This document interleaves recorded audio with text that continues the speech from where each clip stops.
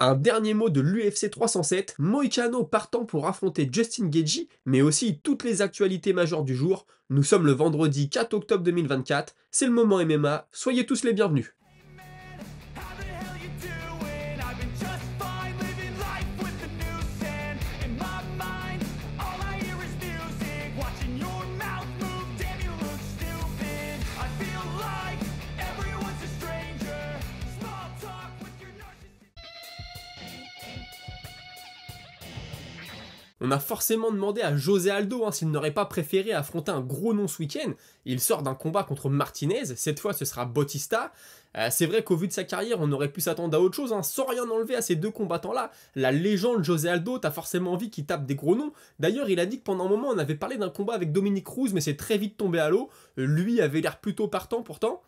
Il répond que pour lui, peu importe, il comprend que l'UFC veut tester sa motivation, puisqu'il revient d'un long layoff avant Martinez, on ne l'avait pas vu pendant plusieurs années, si je dis pas de bêtises.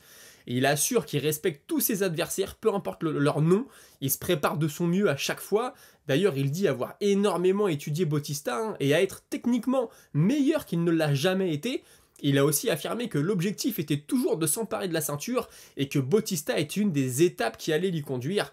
Et puis enfin, il est très fier que peu importe l'endroit où il combat, le public est toujours derrière lui. Alors pour conclure sur Aldo, c'est vrai qu'on a l'impression que ces deux derniers combats, c'est plutôt des combats qui allaient servir à ses adversaires à dire voilà, c'est bon, moi j'ai accroché Aldo, j'ai validé une étape dans ma carrière. Plutôt que Aldo, on n'a pas l'impression que ça l'amène forcément vers la ceinture, pour l'instant en tout cas, mais l'UFC pourrait très bien le catapulter par la suite. Son adversaire, lui, pensait que le combat serait en main card, on parle quand même de José Aldo. Il a donc été surpris quand on lui a annoncé que ce serait en prélim, et puis finalement, avec l'annulation de Sterling contre Evloev, il se retrouve sur la carte principale, ce qui fait beaucoup plus de sens à ses yeux et aux yeux de tout le monde, je pense. Il a aussi dit qu'il voulait combattre depuis un moment, il était même prêt à affronter n'importe qui en top 15 ou pas top 15, mais il pense que c'est juste un problème de matchmaking si l'UFC ne lui proposait rien. Et puis quand ils sont venus vers lui, avec le nom de José Aldo, là clairement son attente a été récompensée. D'ailleurs, il explique qu'il s'est toujours préparé à ce moment, pas forcément contre José Aldo, mais il savait qu'un jour il devrait affronter une légende. Ça aurait très bien pu être Dominique Cruz ou un autre, comme il le dit. Ça lui a permis de prendre de la distance par rapport à ça et de ne pas se faire manger par l'événement, comme on peut parfois le dire, et comme Martinez l'avait dit à demi-mot lors de sa défaite face à José Aldo. Concernant le combat en lui-même, il pense que José n'est plus à son prime, c'est ce qu'il dit. Il pense du coup que la clé ce serait de lui mettre une grosse pression avec un gros volume de coups, et il pense même pouvoir briser mentalement le Brésilien parce qu'il juge qu'il est parfois très émotionnel et que ça peut jouer contre lui. Et puis sinon, il vient de signer un nouveau contrat de 5 combats. Forcément, le but à la fin de ce contrat, c'est d'être champion. Il pense pouvoir s'emparer de la ceinture en 2026. Et s'il passe José Aldo, il aimerait affronter Cory Sandhagen. Je pense que s'il prend Cory Sandhagen ensuite et qu'il gagne, la ceinture pourrait venir avant 2026. Mais ça, c'est que mon avis. Kayla Harrison, elle, a assuré que son game plan ne changerait pas. Elle fait ce qu'elle sait faire et c'est à son adversaire d'être assez forte pour l'en empêcher. Pendant des années, elle a enchaîné les tournois de judo et c'est devenu normal pour elle. Aujourd'hui, elle est dans le MMA. Le format est différent, mais elle déclare que là, ça y est, elle est complètement habituée à ça. Elle est très à l'aise. Tout ça n'est plus nouveau pour elle, mais il lui aura fallu un petit peu de temps pour s'habituer. Elle a un peu voulu faire de trash talk aussi, bon c'était pas terrible, en disant pouvoir battre son adversaire de samedi soir, mais aussi les deux combattantes qui prendront part au co-main event, combat pour la ceinture donc. Bon là voilà, je pense que c'est la déclaration qui va être reprise sur les réseaux sociaux, etc. Bon moi j'ai pas trouvé ça génial, j'ai trouvé que c'était un petit peu facile, c'est du dit et redit, du vu et revu, mais bon elle essaye de se vendre comme elle peut. Et puis sinon, pour ce qui est du combat, elle vise un finish par KO ou TKO, mais elle ajoute que de toute façon, le plus important, c'est la victoire, et elle le dit à demi-mot, elle pense qu'elle aura sa chance au titre ensuite. Écoutez, on lui souhaite, puis ça ferait du bien à la catégorie, comme je l'ai dit dans la dernière vidéo. Et puis, depuis qu'elle est à l'UFC, elle remarque qu'elle a de plus en plus de notoriété, elle est souvent reconnue dans la rue. Je rappelle qu'elle a été championne de judo, elle était championne au PFL, mais comme quoi on voit que l'UFC c'est une toute autre exposition, pardon. Alors judo, si elle avait été française, elle aurait peut-être été reconnue avant. Aux États-Unis, c'est moins le cas, mais ça prouve encore une fois à quel point la force de frappe de l'UFC est immense. Ensuite, on a eu Kevin Holland qui est passé en conférence de presse. Alors, il était en forme, mais on a connu un Kevin Holland plus arrogant parfois. Il expliquait qu'il ne dormait pas dans le même hôtel que les autres combattants parce qu'il ne voulait pas croiser Buckley, le frapper et du coup priver les fans d'un combat. C'est signé Kevin Holland, Kevin Holland, pardon. D'ailleurs, il dit que Buckley contre Thompson ne va pas assumer, ne va pas rester debout, qu'il va amener le combat au sol. Ça, on aura la réponse très rapidement. Et il a aussi dit qu'il était très actif dans sa carrière parce qu'il veut faire de l'argent. Il est très fier d'être un des combattants les plus actifs, si ce n'est le plus actif du roster.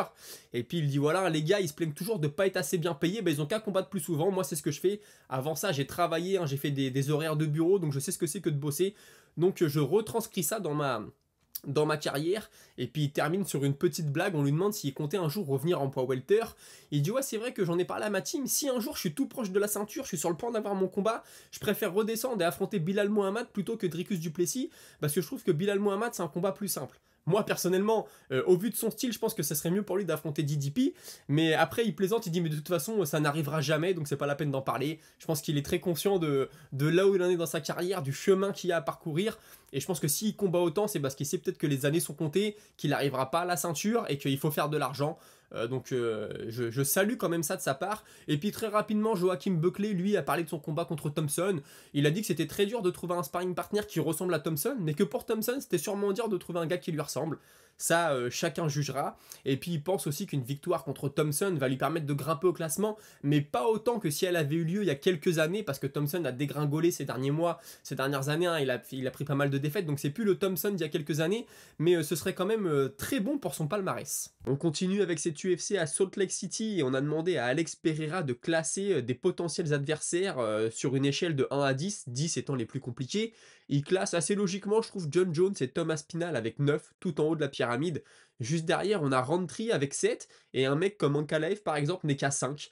Bon, je pense que c'est pas anodin, ça, chacun jugera selon ses connaissances. Mais bon, je pense que Aspinall et Jones, en tout cas, c'est assez honnête.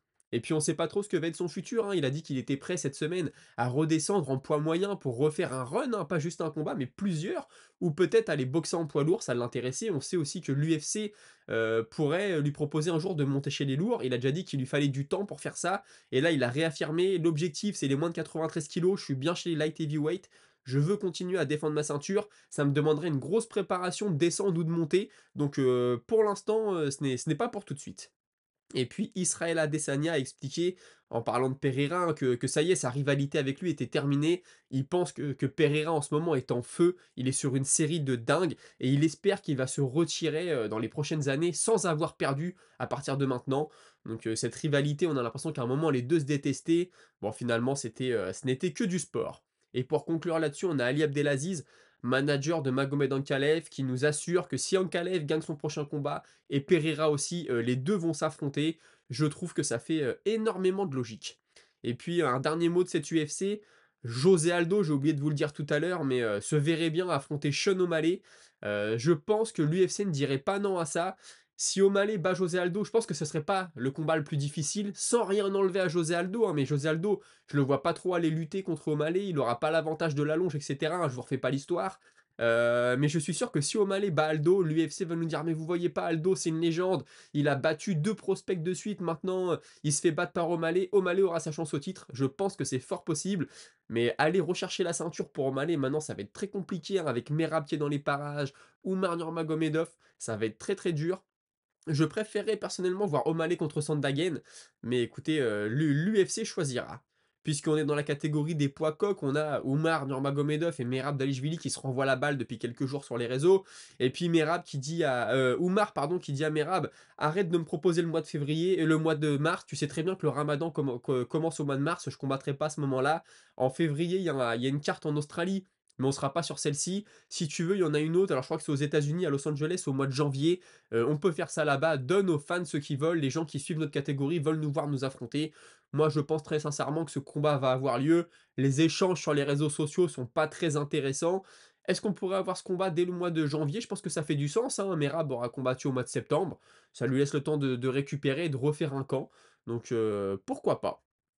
On a Renato Moicano maintenant qui voulait affronter, on savait pas trop, Paddy Pimblett, Dan Hooker. Là, il dit si Dan Hooker ne veut pas le combat, c'est parti pour Justin Gaethje. Là, Justin Gaethje, je pense que ça lui ferait faire un bon haut classement, plus que Paddy Pimblett forcément, peut-être même plus que Hooker. Et puis par contre, pour Gaethje, là, s'il perdait, il s'éloignerait vraiment de la ceinture. Ça serait un sacré test, hein, pour Moicano d'affronter un striker du niveau de Gaethje. Je rappelle que contre Fiziev, ça s'était pas très bien passé pour lui. Donc ça serait sûrement quelque chose à valider dans sa carrière. Conor McGregor aurait pu affronter Terence Crawford en MMA. Alors il y a des rumeurs, ça aurait pu être un combat de boxe et un combat de MMA. C'est Crawford qui l'annonce, on m'a proposé Conor McGregor, je l'ai eu au téléphone pour un combat de MMA, mais je lui ai dit c'est mort, je ne rentre pas dans l'octogone avec toi, tu vas me mettre des coups de pied, tu vas me mettre des coups de coude, et je respecte énormément ton sport autant que tu respectes le mien. Très honnête de la part de Terence Crawford, et puis un Crawford contre McGregor en boxe anglaise, je pense que ça n'a autant aucun intérêt. Et Conor McGregor, justement, on a la légende Matt Brown qui s'est exprimé sur lui et qui pense que Dustin Poirier lui a volé son âme. En gros, il explique, on pensait que Conor était un guerrier, mais depuis qu'il a perdu contre Dustin Poirier, il a plus envie d'aller à la compétition, etc. Moi, très personnellement, peut-être que Poirier lui a fait très mal dans son ego, mais je pense que c'est surtout l'argent, la notoriété et puis toute la part sombre qui va avec qui a tué la carrière de Conor McGregor. Je vous propose de passer, hein, comme on le fait tous les vendredis, toutes les veilles de cartes, à des petits paris. On fait ça entre nous, vous le savez, c'est pour mettre un peu de piment à la soirée. Donc je vous affiche les cotes à l'écran. On commence avec Roman Dolidze contre Kevin Holland. Je pense qu'il y a un coup à faire avec Dolidze, 2,15. Holland, 1,64. Si Dolidze est intelligent et qu'il amène Holland au sol, je vois pas Holland s'en sortir, même s'il m'avait surpris en battant Chiesa dans le domaine, mais je pense que Dolidze peut peser sur lui, peut pourrir le combat très clairement, mais peut gagner. Maintenant, Dolidze, il est peut-être pas dans la meilleure forme de sa vie. Kevin Holland pourrait très bien le mettre KO, mais là, vous voyez, une cote à 2,15, je pense qu'il y a un truc à faire avec Roman Dolidze. Ensuite, on a Harrison contre Vieira. Bon, voilà, la cote à 7 pour Vieira. Si vous voulez essayer de faire un billet, mettez dessus. Je pense qu'Harrison est meilleur, même si j'ai encore des interrogations, hein, puisqu'elle est à l'UFC depuis seulement 2 combats, je pense, ou oui, 2. Je veux pas dire de bêtises. Donc on a encore envie de voir ce que ça donne contre le gratin. Vira, c'est une combattante que j'aime bien. Donc on aura une réponse ce week-end, mais si je devais parier, je parierais plutôt sur Harrison. Ensuite, on a Aldo contre Bautista. Aldo à 2,10, je pense que ça se tente aussi. Est-ce que Bautista va faire les mêmes erreurs que Martinez? Bon, normalement, il a appris de ça. Mais c'est un peu une situation similaire, je trouve. Si on prend les grandes lignes, forcément. Mais je pense que ça se tente de mettre la petite pièce sur José Aldo. Ensuite, on arrive au co-main event avec Raquel Pennington contre Juliana Peña. Je vais être très honnête avec vous, je sais pas ce que va donner ce combat. J'aurais plutôt envie d'y aller avec Peña, je sais pas pourquoi. Mais je pense que ça peut être aussi un combat très serré. Donc, à vous de voir de ce côté-là. Et puis le main event, Pereira contre Roundtree. Je pense que Pereira va s'imposer, mais tout est possible, ça tape tellement fort, Roundtree peut être très surprenant. Alors après, vous me direz, Pereira, dans sa carrière, il en a vu entre le Glory, les affrontements à l'UFC, etc. Mais j'aime beaucoup l'inventivité de Khalil Roundtree, cote à 4,30, mais personnellement, je vais y aller avec Pereira. Je pense que c'est une carte où on peut y aller avec les underdogs, hein. Dolidze 2,15, José Aldo 2,10. Je pense que c'est des choses qui se jouent. Vous me direz ce que vous en pensez. Personnellement, moi dans le main event, je vais y aller avec Pereira parce que j'aime beaucoup le personnage, même si j'ai rien contre Roundtree. Puis je pense que Pereira est meilleur, il va avoir l'expérience du striking, hein, si ça se passe debout, mais tout reste possible. J'espère que vous aimez l'émission, n'hésitez pas à liker, vous abonner, commenter, et tout de suite justement, on passe à votre moment avec la Minute Auditeur. Et la minute auditeur, on la commence avec Kameda qui me dit: je pense que la différence entre Kamaru et Bilal, c'est que Kamaru, c'était vraiment une domination nette. Tu savais qui avait gagné après le combat, ce qui n'est pas trop le cas de Bilal, je trouve. Oui, alors après, c'est vrai que Ousmane, il laissait aucune place au doute. Bilal Mohamed, dans ses derniers combats, je trouve qu'il en a pas laissé beaucoup non plus. Mais après, on a un autre auditeur, hein, qui nous a dit: oui, Ousmane, il y avait vraiment une pure puissance qu'on retrouve pas forcément chez Mohamed. T'as raison aussi. Mais voilà, bon, c'est pour revenir à la dernière émission, je disais que Bilal Mohamed, un peu comme Kamaru Ousmane, avant de devenir champion, ses combats étaient chiants à regarder, il était beaucoup critiqué pour ça, parce que c'est un lutteur. Ousmane a réussi une fois champion à mettre des KO, à être assez spectaculaire. Est-ce que Bilal Mohamed pourra faire la même chose? Bon, bah, chacun a son avis là-dessus. C'était une petite pensée que je vous avais partagée. Ensuite, j'ai Oji Balat qui me dit: tu veux que je te dise pourquoi Anderson a prédit Khalil Roundtree? Parce qu'il s'est fait mettre KO net pendant 1 minute sur un coup de poing retourné à l'entraînement à 3 semaines du combat contre Nick Diaz, et il a remis une pièce dans la machine quand il a outcalled Lyoto Machida sur un jab. Donc je connaissais pas l'anecdote, merci de nous l'avoir partagé. Pour ceux qui n'étaient pas là, hein, Anderson Silva, je crois que c'est en 2015 ou 2016, avait dit Khalil Roundtree sera un jour champion de l'UFC. Donc on a une petite piste de ce côté-là. Ensuite, on a Bonne Nuit qui me dit: je ne vois personne se poser la question, mais quelle est la suite pour Edwards? C'est l'ancien champion, pourtant, pour personne, moi aussi entre parenthèses, ne sait quel match-up faire. Tous sont dénudés de sens, mis à part Della Maddalena, mais il risque d'affronter Gary. Gros casse-tête pour le cas Rocky, et une revanche contre Bilal paraît peu logique, ni Shafkat, et je trouve que Brady mérite moyennement sa chance contre un top 1. Et bah écoute, Moi, franchement, je pense que le combat qui fait le plus de sens, c'est, Yann Gary. Si Shavkat Rakhmonov a son combat contre Bilal Mohamed, Yann Gary, je suis d'accord, il est encore frais dans la division, dans la catégorie, on a l'impression qu'il vient d'arriver, mais il a prouvé, il a battu MVP, il est dans la discussion maintenant, il est dans le top 3, top 4, j'ai pas son classement en tête, mais quand tu suis le sport, tu sais qu'il est tout proche d'avoir sa chance. Je donnerais pas une revanche à Edward sur Mohamed tout de suite parce que la défaite était claire, puis tu peux pas toujours donner des revanches aux champions, je trouve que c'est un peu fatigant. Shavkat, il semblerait qu'il va avoir son combat contre Bilal Mohamed, ou alors tu refais Kamaru Usman contre Leon Edwards, mais je pense que personne n'a envie de voir ça. Donc Gary, ça fait du sens. Madalena, peut-être prendre Usman, parce que je trouve qu'il a un petit cran peut-être, derrière Yann Gary, peut-être, je sais même pas, parce qu'en vrai, quand tu bats Burns, t'es très haut dans le classement, donc c'est vrai que Madalena ou Gary, ça peut faire un beau combat. Je le verrais plutôt prendre Yann Gary. En plus, il y a une petite histoire entre les deux, une petite embrouille, donc l'UFC aime bien ça. Pourquoi pas?